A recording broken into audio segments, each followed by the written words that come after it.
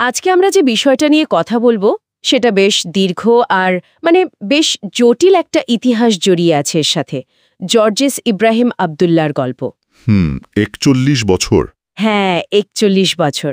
ভাবা যায়, এতগুলো বছর ফরাসি জেলে কাটানোর পর তিনি সম্প্রতি লেবাননে ফিরেছেন। ঠিক।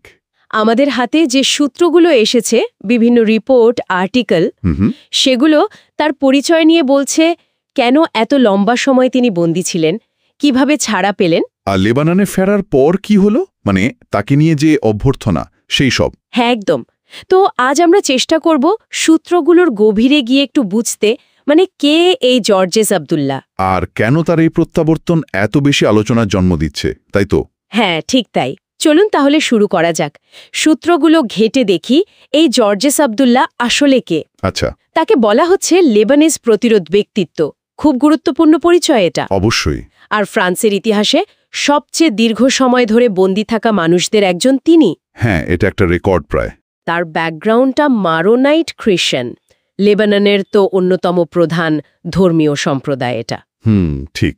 আর রাজনীতিকভাবে বেশ সক্রিয় ছিলেন। সূত্র বলছে Syrian Social Nationalist Party, SSNP। হ্যাঁ, SSNP। আর Popular Front for the Liberation of Palestine, PFLP, এগুলোর সাথে যুক্ত ছিলেন। দুটো সংগঠনের কথাই শোনা যায়। এমনকি লেবানিজ আর্মড রেভলিউশনারি ফ্যাকশনস, LARF নামে একটা সংগঠনের প্রতিষ্ঠাতা হিসেবেও তার নাম এসছে। ঠিক, LARF।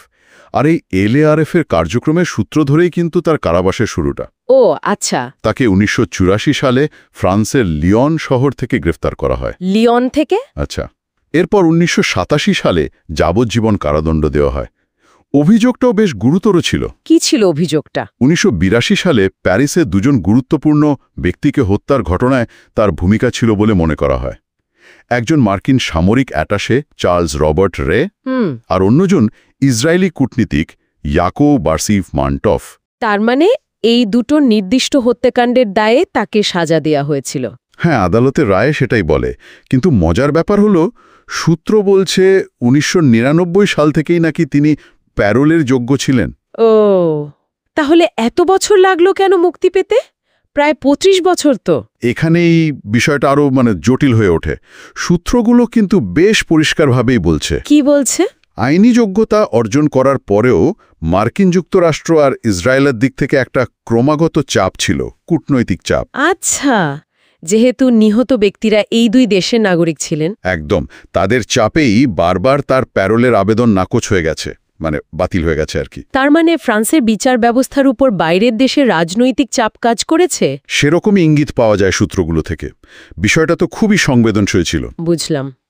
আর এই যে দীর্ঘ কারাবাস, বিশেষ করে যখন রাজনৈতিক চাপের কারণে মুক্তি মিলছে না, এটাই কি তাকে একটা প্রতীকে পরিণত করল? হ্যাঁ, একদম। বিশেষ করে ফিলিস্তিনপন্থী আর বামপন্থী দলগুলোর কাছে তিনি ধীরে ধীরে প্রতিরোধের এক মূর্ত প্রতীক হয়ে ওঠেন।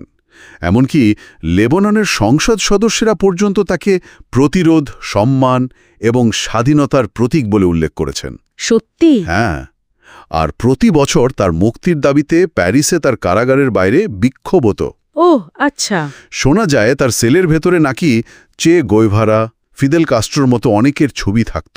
আচ্ছা। আর বিশ্বজুড়ে সমর্থকদের পাঠানো সংহতির বার্তা, এগুলো দিয়ে নাকি সাজানো থাকত। এই দীর্ঘ বন্দি জীবন তাকে সমর্থকদের চোখে একজন আপোষহীন সংগ্রামী হিসাবে প্রতিষ্ঠা করেছে। এত বছর ধরে এই টানাপোড়েন, এত চাপ, এরপর শেষ পর্যন্ত তার মুক্তির পথটা কিভাবে খুলল? সেটা হলো এই জুলাই ২০২৫-এ এসে প্যারিসের একটি আপিল কোর্ট শেষমেশ তার মুক্তির আদেশ দেয়। আচ্ছা। তখন তার বয়স ৭৪, তবে মুক্তিটা শর্ত সাপেক্ষ ছিল। কি শর্ত? শর্ত ছিল তাকে স্থায়ীভাবে ফ্রান্সের মাটি ছাড়তে হবে এবং ভবিষ্যতে আর কখনো সেখানে ফিরতে পারবেন না। একরকম নির্বাসনী বলা চলে। অনেকটা তাই। এই শর্ত মেনেই ২৫শে জুলাই ২০২৫ তিনি বৈরুতে রফিক হারিরি আন্তর্জাতিক বিমানবন্দরে নামেন। বৈরুতে তার ফেরাটা তো রীতিমতো সাড়া ফেলে দিয়েছিল, তাই না? সূত্রগুলো বলছে বিমানবন্দরে বিশাল জনসমাগম হয়েছিল। হ্যাঁ, একেবারে উৎসবের চেহারা নিয়েছিল পুরো বিমানবন্দর এলাকা, লোকে লোকারণ্য। কারা ছিলেন সেখানে? উল্লাসিত জনতা তো ছিলই, পরিবারের লোকজন, বিভিন্ন বামপন্থী দলের সমর্থক, এমনকি সংসদ সদস্যরাও হাজির ছিলেন তাকে স্বাগত জানাতে। বাহ! লেবানিজ আর ফিলিস্তিনি পতাকা উঠছিল চারিপাশে, আর দেশে ফিরেই তিনি যে বার্তা দিয়েছেন সেটাও খুব তাৎপর্যপূর্ণ। কি বলেছেন তিনি? তিনি প্রতিরোধ আন্দোলন, হিজবুল্লাহ নেতা সৈয়দ হাসান নাসরাল্লাহ, শহীদদের এবং সংবাদ মাধ্যম আল মায়াদিনকে শুভেচ্ছা জানিয়েছেন। তার একটা কথা খুব জোর দিয়ে বলেছেন, শহীদরাই মুক্তির ভিত্তি। মানে এত বছর পরেও তার অবস্থান একই রকম দৃঢ়। একদম। পরে একটি ভিডিও বার্তাতেও তিনি প্রায় একই সুরে কথা বলেছেন। গাজায় ইসরায়েলি আগ্রাসনের নিন্দা করেছেন আর প্রতিরোধ আরও জোরদার করার ডাক দিয়েছেন। বোঝা যাচ্ছে। কিন্তু এই পুরো ঘটনাটা নিয়ে তো বিতর্কও কম নেই, তাই না? অবশ্যই। দুরকম মতই খুব জোরালো। সমর্থকদের কাছে তিনি একজন রাজনৈতিক বন্দী, প্রায় ৪১ বছর ধরে অন্যায়ভাবে কারারুদ্ধ থাকা এক মুক্তিযোদ্ধা। আর অন্য পক্ষের কাছে? অন্যদিকে সমালোচকরা, বিশেষ করে পশ্চিমা দেশগুলো আর ইসরায়েল, তাকে আন্তর্জাতিক সন্ত্রাসবাদে জড়িত একজন অপরাধী হিসাবেই দেখে।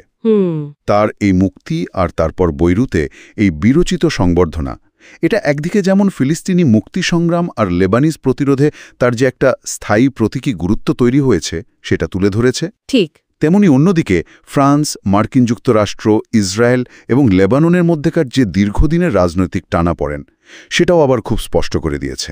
সত্যি, জর্জেস আবদুল্লার এই প্রত্যাবর্তন শুধু একজন ব্যক্তির ঘরে ফেরা নয়। না, বিলকুল না। এর পড়তে পড়তে জড়িয়ে আছে ৪ দশকের ইতিহাস, আন্তর্জাতিক রাজনীতি আর প্রতিরোধের এক দীর্ঘ লড়াইয়ের প্রতিচ্ছবি। আর এখানেই একটা গভীর প্রশ্ন কিন্তু উঠে আসে। কি প্রশ্ন? যখন একজন ব্যক্তি ধরুন কয়েক দশক ধরে কারাগারে থেকে প্রতিরোধের এক জীবন্ত প্রতীকে পরিণত হন, তখন সময়ের সাথে সাথে সেই প্রতীকের অর্থ, তার আবেদন বিভিন্ন পক্ষের কাছে কিভাবে বদলাতে থাকে, আর সেই পরিবর্তনগুলোর সুদূরপ্রসারী প্রভাবই বা কী হতে পারে। এটা আসলেই ভাবনার বিষয়। হ্যাঁ, এটা নিয়ে ভাবনার অবকাশ আছে বইকি।